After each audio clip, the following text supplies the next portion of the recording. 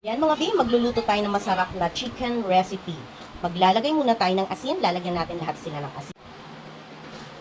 Lalagay tayo ng seasoning, pwede yung maanghang, pwede yung hindi. Lalagyan lang natin sila lahat. Ayan. Himasin para ma-coat lahat.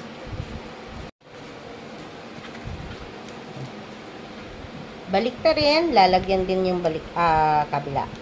Ayan, ganyan, himasin ulit.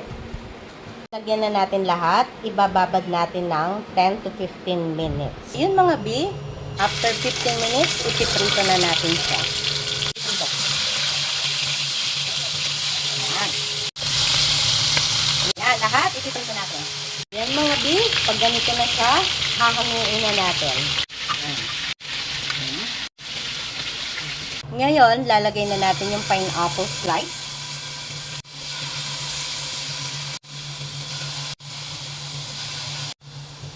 Ibabalik natin yung manok. Yan. Yan, nalagay na natin lahat. Maglalagay tayo ng bawang, sibuyas. Lalagyan natin ng paminta. Lalagyan natin ng 2 pack ng oyster sauce, yung 30 grams.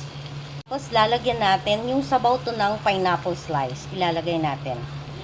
Yan, dadagdagan natin ng pineapple juice, 1 lata. Ngayon, maglalagay tayo ng 1 kwadradong manok. Ngayon, tatakpan natin ng mga 30 minutes. Yan, makalipas ng 30 minutos. Ganyan na siya. Maglalagay tayo ng tomato sauce.